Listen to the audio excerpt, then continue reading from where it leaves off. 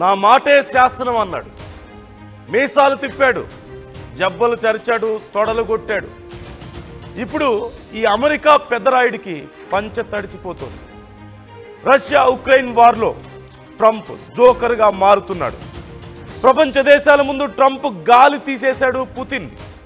ఉక్రెయిన్పై యుద్ధం ఆపేందుకు పుతిన్ ఒప్పుకోలేదు.